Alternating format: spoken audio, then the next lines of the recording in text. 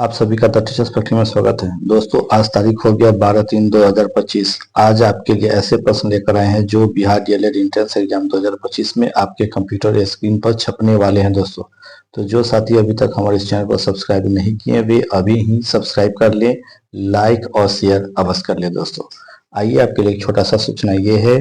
पढ़ाई एक ऐसा चीज है जिसे आप दिल से करते हैं तो आपका अपने घर और समाज में आपका इज्जत बढ़ता है। दोस्तों, इसलिए दिल से पढ़े और इस क्लास को पूरा अंत तक देखें। निश्चित ही आप बिहार डीएलएड एंट्रेंस एग्जाम 2025 में सफल होंगे और आप शिक्षक बनेंगे। दोस्तों, तो पहला प्रश्न है, आपके स्क्रीन पर ध्यान से देख लीजिए और पूरे प्रश्न को अंत तक अवश्य देखिए और इस सेशन को शुरू करने से पहले एक लाइक अवश्य कर दीजिए। पहला नंबर प्रश्न है, रिक्त स्थान को भरने के लिए उपयुक्त शब्द का चयन करें। डैश ने अपना घोंसला बनाया और यहाँ पर ही आपको भरना है। ए चीता, बी शेर, सी कबूतर और डी हाथी। आंसर हो जाएगा सी यानी कबूतर। प्रश्न नंबर है अब दो में है, निम्नलिखित में से उस विकल्प का चयन करें जो तलवार सिर पर लटकी रहना मुहावरा का अर्थ व्यक्त करता है। ए भयंकर खतरा बने रहना, बी तलवार से खतरा हटाना, सी तलवार साथ लेकर चलना और डी सिर के ऊपर तलवार लटका कर घूमना। और इसका जो सही आंसर हो जाएगा ऑप्शन नंबर ए, भयंकर खतरा बने रहना। प्रश्न नंबर 2 के बाद तीसरा नंबर प्रश्न है, दिए गए वाक्य का वह भाग ज्ञात करें जिसमें कोई त्रुटि है। वास्तव में ईश्वर ने सभी को स्वतंत्रता उत्पन्न किया। ए ईश्वर ने भी स्वतंत्रता उत्पन्न किया, सी सभी को और डी वास्तव में। आंसर हो जाएगा बी, स्वतंत्रता उत्पन्न किया है। अब इसके बाद 3 के बाद चौथा नंबर प्रश्न दिया हुआ है सामने, ध्यान से देखिए। दिए गए वाक्य में रेखांकित खंड को प्रतिस्थापित करने के लिए उपयुक्त विकल्प का चयन करें। जीवन अवसरों में एक धारा है और रेखांकित क्या है तो अवसरों में एक धारा है और इसके लिए 4 ऑप्शन आपको सामने मिल जाता है। आंसर हो जाएगा डी यानी अवसरों की एक धारा। 5 नंबर प्रश्न दिया है, सही वर्तनी वाले शब्द का चयन करना है। 4 ऑप्शन सामने में देख रहे हैं और सही वर्तनी वाला है सी यानी निराकार। प्रश्न नंबर 6, दिए गए शब्द के पर्यायवाची शब्द का चयन करें। पर्यायवाची शब्द का चयन करना है किसका, यानी अभ्युदय का। अभ्युदय का समान अर्थ वाला क्या हो जाएगा। ए अवनति, बी इच्छा, सी आकांक्षा और डी उन्नति। आंसर हो जाएगा डी यानी उन्नति। प्रश्न नंबर है अब 7, दिए गए वाक्यांश के लिए एक शब्द दीजिए। परोपकार करने वाला। ए कृतज्ञ, बी सहकारी, सी कृतज्ञ और डी परोपकारी। आंसर होगा डी यानी परोपकारी। प्रश्न नंबर है अब 8, स्थूल का विलोम होगा। विलोम का मतलब होता है उल्टा। ए विरूप, बी कृश, सी दुर्बल और डी निर्बल। और इसका आंसर हो जाएगा ऑप्शन नंबर बी यानी कृश। क्या होगा इसका आंसर, कृश। 8 के बाद अब 9 नंबर प्रश्न को ध्यान से देखिए। सभी प्रश्न बहुत महत्वपूर्ण है, अंत तक पूरा प्रश्न को देखिए। 9 में दिया है, महेंद्र किस प्रकार का संधि का उदाहरण है। ए गुण स्वर संधि, बी वृत्त स्वर संधि, सी दीर्घ स्वर संधि और डी अयादी स्वर संधि। 9 का आंसर होगा ए यानी गुण स्वर संधि। 10 नंबर प्रश्न है, शिरोमणि का संधि विच्छेद होगा। क्या होगा, 4 ऑप्शन सामने में दिया हुआ है। आंसर हो जाएगा सी, सिरह जोड़ मणि। 11 नंबर में दिया है, संयोग का संधि विच्छेद होगा। क्या होगा, 4 ऑप्शन सामने में देख रहे हैं आप। आंसर हो जाएगा सी, सम जोड़ योग। 12 नंबर प्रश्न आप देख लीजिए, पीताम्बर का समास विग्रह क्या होगा। और इसके लिए 4 ऑप्शन आपको सामने मिलता है। ए में दिया है, पीत है जिसका अंबर, बी पीत है वस्त्र जिसका, सी पीला अंबर है जिसका और डी उपयुक्त सभी। और आंसर हो जाएगा ऑप्शन नंबर डी यानी उपर्युक्त सभी। 13 नंबर प्रश्न में है, निम्नलिखित में प्रत्यय रहित शब्द कौन है। ए कवित्व, बी लघुत्व, सी बिकाऊ और डी कुख्यात। 13 का आंसर हो जाएगा डी यानी कुख्यात। प्रश्न नंबर है अब 14, झंडा का पर्यायवाची शब्द होगा, यानी झंडा का समान अर्थ वाला और क्या होगा। ए केतन, बी प्रतीक, सी चेतन और डी डंडा। आंसर हो जाएगा ए यानी केतन। 14 के बाद 15 नंबर प्रश्न है, ध्यान से देखिए। सभी प्रश्न महत्वपूर्ण है, अंत तक अवश्य देखिए। 15 है, निम्नलिखित में से उपसर्ग रहित शब्द कौन सा है। ए प्रधान, बी प्रस्ताव, सी प्रचार और डी रूपक। और 15 का आंसर हो जाएगा डी यानी रूपक। 16 नंबर प्रश्न है, कमल नयन में कौन सा अलंकार है। ए रूपक, बी अनुप्रास, सी उपमा और डी संदेह। आंसर हो जाएगा 16 का ए यानी रूपक। अब आइए 17वां प्रश्न है, निम्नलिखित में से दीर्घ संधि युक्त पद कौन सा है? ए देवेंद्र, बी सूर्योदय, सी दैत्यारी और डी महर्षि। 17 का आंसर हो जाएगा सी यानी दैत्यारी। 18 नंबर प्रश्न है, करुण रस का अस्थाई भाव क्या है? किसका? तो करुण रस का।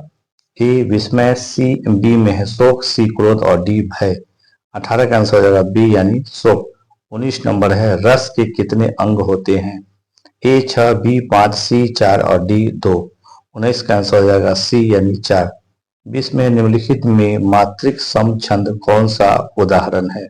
यानी मात्रिक सम छंद का कौन सा उदाहरण है? नीचे में देख लीजिए, ए सोठा, बी दोहा, सी चौपाई और डी इनमें से कोई नहीं। 20 का आंसर हो जाएगा सी यानी चौपाई। अब आइए 21 नंबर प्रश्न है। 21 में दे रखा है, तापस बालासी गंगा कल में कौन सा अलंकार है? और इसके लिए 4 ऑप्शन आपको सामने स्क्रीन पर मिल जाता है, ध्यान से देखिए। ए उपमा, बी रूपक, सी उत्प्रेक्षा और डी श्लेष। और इसका आंसर हो जाएगा ए यानी उपमा। 22 में है, चरण कमल बंदो हरि राई में कौन सा अलंकार है? ए अतिशयोक्ति, बी रूपक, सी उपमा और डी श्लेष। 22 का आंसर हो जाएगा बी यानी रूपक। 23 में है, ज्यो ज्यो वो रे श्याम रंग त्यों त्यों उज्जवल होए में कौन सा अलंकार है? ए उत्प्रेक्षा, बी विरोधाभास, सी उपमा और डी यमक। और 23 का आंसर हो जाएगा ऑप्शन नंबर बी यानी विरोधाभास। प्रश्न नंबर अब है 24। ध्यान से देख लीजिए, सभी प्रश्न महत्वपूर्ण है, अंत तक पूरा देखिए। 24 में दिया है, कनक कनक ते शौगुनी मादकता अधिकाय या खाए बहुरात नर व पाए बहुराय। उपयुक्त पंक्ति में कौन सा अलंकार है? यहाँ भी आपको अलंकार देखना है, बहुत सारे प्रश्न आपको अलंकार के आ रहे हैं सेट में, ध्यान से देखिए। ए श्लेष, बी अनुप्रास, सी यमक और डी उपमा। और इसका जो आंसर होगा ऑप्शन नंबर सी यानी यमक। प्रश्न नंबर यहाँ तक पूरा हिंदी का था। अब यहाँ से आपको साइंस के महत्वपूर्ण प्रश्न यहाँ से मिल रहे हैं, सभी को ध्यान से देखिए। सल्फर हेक्साफ्लोराइड अणु का आकार कौन सा है? ए त्रिभुजाकार पिरामिड, बी अष्टफलकीय, सी समतलीय और डी चतुष्फलकीय। और इसमें से आंसर होगा बी यानी कि अष्टफलकीय। 71 के बाद अब 72 नंबर प्रश्न है जो कि साइंस का है। टेलीस्कोप की खोज किस वैज्ञानिक ने की थी? A Newton, B James Watt, C Rutherford और डी गैलीलियो। 72 का आंसर डी यानी गैलीलियो। प्रश्न नंबर अब है 73। इस सदी की शुरुआत में हवाई जहाज का आविष्कार किसने किया था? जी हाँ साथियों, सीधा सवाल है कि हवाई जहाज का आविष्कार किसने किया था? A Wright brothers, B James Watt, C Humphry Davy और डी वोन ब्राउन। और इसका आंसर है ए यानी राइट ब्रदर्स। प्रश्न नंबर है 74। कशेरुक रज्जु में से कितनी जोड़ियां तंत्रिकाएं निकलती है? ए 13, बी 31, सी 33 और डी 12। 74 का आंसर हो जाएगा सी यानी 33। अब है 75 नंबर प्रश्न। प्रतिवर्ती क्रियाओं यानी रिफ्लेक्शन एक्शन का नियंत्रण केंद्र कहाँ पर है? ए प्रमस्तिष्क में, बी अनुमस्तिष्क में, सी कशेरुक रज्जु में और डी तंत्रिका कोशिका में। और 75 का आंसर हो जाएगा सी यानी कशेरुक रज्जु में। दोस्तों आपका एग्जाम जो है होली के तुरंत बाद बिल्कुल होगा दोस्तों, तो आप पूरे अंत तक पूरा प्रैक्टिस कर लीजिए ताकि एग्जाम में आपको दिक्कत ना हो। 76वां प्रश्न दे रहा है, थायराइड ग्रंथि से थायरॉक्सिन स्रावित करने के लिए उत्तेजित करने वाली अंतःस्रावी हार्मोन कौन सा है? 4 ऑप्शन आप सामने में देख रहे हैं। ए में है TSH, बी FSH, सी LTH और डी ACTH। और 76 का आंसर हो जाएगा ए यानी TSH। अब आइए 77 में, निषेचन की क्रिया कहाँ पर होती है? ए गर्भाशय में, बी अंडवाहिनी में, सी अंडग्रंथि में और डी योनि मार्ग में। और 77 का आंसर है बी यानी अंडवाहिनी में। 77 के बाद अगला प्रश्न हम लोग ध्यान से देखते हैं। और अभी तक आप हमारे चैनल को सब्सक्राइब नहीं किए तो अभी ही सब्सक्राइब कर लीजिए। 78 में दे रहा है, पीतल के बर्तनों को कलई करते समय गर्म बर्तन की सफाई के लिए प्रयोग किए जाने वाला अमोनियम क्लोराइड चूर्ण से निकलने वाला धुआं है। ए अमोनिया का, बी कार्बन मोनोऑक्साइड का, सी हाइड्रोक्लोरिक एसिड का या डी अमोनिया और हाइड्रोक्लोरिक एसिड का। 78 का आंसर हो जाएगा डी यानी अमोनिया और हाइड्रोक्लोरिक एसिड का। प्रश्न नंबर है 79।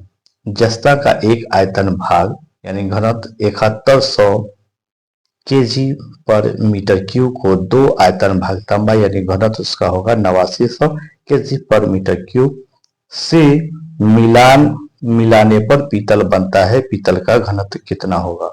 4 ऑप्शन आपको सामने में दिया गया है। यह न्यूमेरिकल का प्रश्न है। इसे जब आप सॉल्व करेंगे बनाएंगे तो आंसर आ जाएगा बी यानी कि 8300 केजी पर मीटर क्यूब। अब आगे चलते हैं दोस्तों, ध्यान से देख लीजिए। 79 के बाद 80 नंबर प्रश्न दिया हुआ है। निम्नलिखित में से कौन सा विटामिन की खून के जमने में आवश्यकता होती है? जी हाँ दोस्तों, कौन सा ऐसा विटामिन है जिससे खून के जमने में आवश्यकता पड़ती है? A vitamin A, B vitamin C, C में दिया विटामिन ई और डी विटामिन के। आंसर हो जाएगा डी यानी विटामिन के। अब है प्रश्न नंबर 81। एल्कोहलिक खमीरन का आखिरी उत्पाद क्या है? ए पाइरुविक एसिड, बी एसीटल्डिहाइड, सी इथाइल अल्कोहल और डी फॉर्मिक एसिड। और 81 का आंसर हो जाएगा सी यानी इथाइल अल्कोहल। आइए 82 नंबर प्रश्न है। निम्नलिखित में से कौन सा हार्मोन है? ए आरएनए, बी इनवाटेज, सी इंसुलिन, डी एस्कॉर्बिक एसिड। 82 का आंसर हो जाएगा सी यानी इंसुलिन।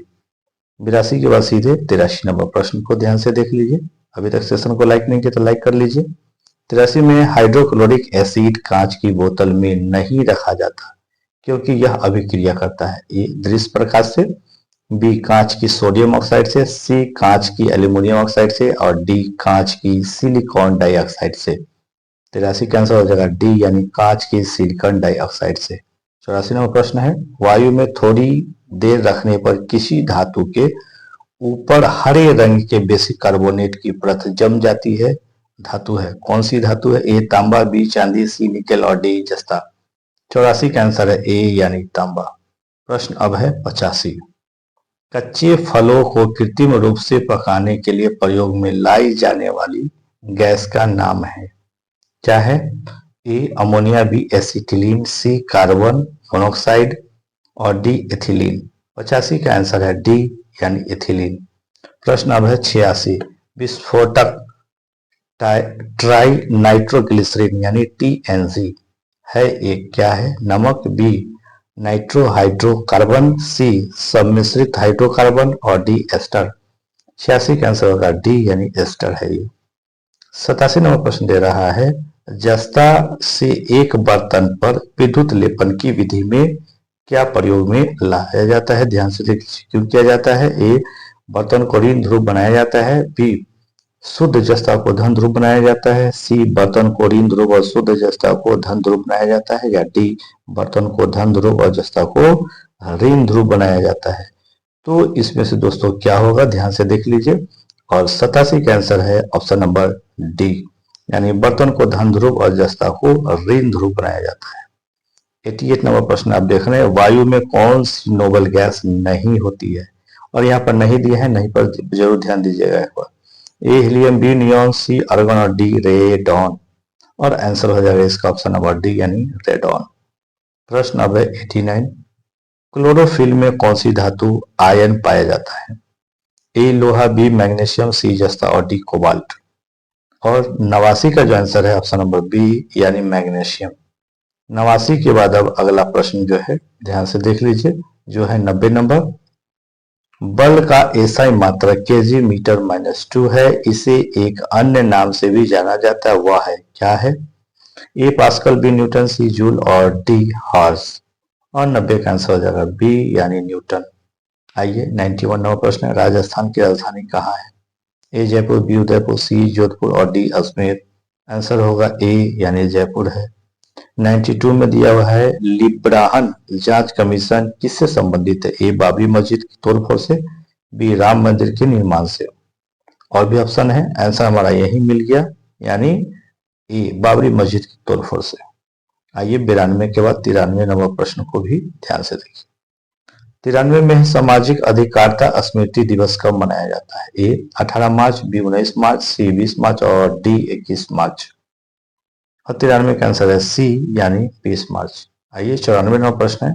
भारत के विभिन्न राजनीतिक दलों को राष्ट्रीय या क्षेत्रीय दल का दर्जा देने का अधिकार किसको है? ए संसद, बी राष्ट्रपति, सी चुनाव आयोग और डी सर्वोच्च न्यायालय। 94 का आंसर होगा सी यानी चुनाव आयोग। 95वां प्रश्न है, निम्नलिखित में से भारत में मौलिक कर्तव्य कौन सा है? ए न्यायपालिका से कार्यपालिका का पृथककरण, बी हमारी मिलीजुली संस्कृति की समृद्धि विरासत को संरक्षित करना व महत्व प्रदान करना, सी बच्चों के लिए मुफ्त व अनिवार्य शिक्षा और डी छुआछूत की परंपरा को समाप्त करना। और 95 का आंसर हो जाएगा बी हमारी मिलीजुली संस्कृति की समृद्ध विरासत को संरक्षित करना व महत्व प्रदान करना। आइए प्रश्न है 96, बाबरी मस्जिद या राम जन्मभूमि का विवाद जो इलाहाबाद उच्च न्यायालय यानी लखनऊ न्यायपीठ के समक्ष है, एक प्रकार है, क्या है? ए परमादेश याचिका, बी स्वत्वाधिकार मुकदमा, सी क्षतिपूर्ति का दावा या डी न्यायिक पुनरीक्षण याचिका। और 96 का आंसर है बी यानी अधिकार का ये मुकदमा है, स्वताधिकार मुकदमा अधिकार के लिए है।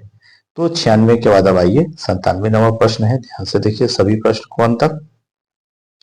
97 में दिया है स्वतंत्र भारत के प्रथम राष्ट्रपति थे, कौन थे? ए उत्तर प्रदेश से थे, बी आंध्र प्रदेश से, सी बिहार से और डी तमिलनाडु से। 97 का आंसर हो जाएगा सी यानी बिहार से थे, यानी डॉक्टर राजेंद्र प्रसाद। 98 में प्रश्न दिया है भारत में प्रथम निजी यानी प्राइवेट विश्वविद्यालय का नाम है, ए इग्नू, बी JNU, सी मैत्री सूचना तकनीकी विवि और डी अलीगढ़ मुस्लिम विश्वविद्यालय। 98 का आंसर हो जाएगा सी यानी मैत्री सूचना तकनीकी विवि यानी AITU। 99वां प्रश्न है विश्व उपभोक्ता अधिकार दिवस मनाया जाता है कब? ए 13 मार्च को, बी 14 मार्च को, सी 15 मार्च को और डी 16 मार्च को। 99 का आंसर हो जाएगा सी यानी 15 मार्च को।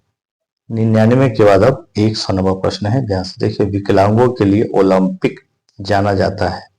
4 ऑप्शन आप सामने में देख रहे हैं, आंसर हो जाएगा डी यानी AB ओलंपिक्स के रूप में। 101 में है अशोक के शासनकाल में बौद्ध सभा किस नगर में आयोजित की गई थी? ए मगध, बी पाटलिपुत्र, सी समस्तीपुर और डी राजगीर। 101 का आंसर हो जाएगा बी यानी पाटलिपुत्र में। अब है 102वां प्रश्न, शुंग वंश के बाद किस वंश ने भारत पर राज किया? और इसके लिए आपको 4 ऑप्शन सामने में मिल जाता है, ध्यान से देख लीजिए। ए सातवाहन, बी कुषाण, सी कन्नव और डी गुप्त। और 102 का आंसर हो जाएगा सी यानी कन्नव। प्रश्न नंबर है 103, कुमार संभव महाकाव्य किस कवि ने लिखा? ए बाणभट्ट, बी चंद बरदाई, सी हरिसेन और डी कालिदास। और 103 का आंसर हो जाएगा डी यानी कालिदास। 196वां प्रश्न है, कौटिल्य के अर्थशास्त्र यानी अर्थशास्त्र को किसने लिखा? कौटिल्य।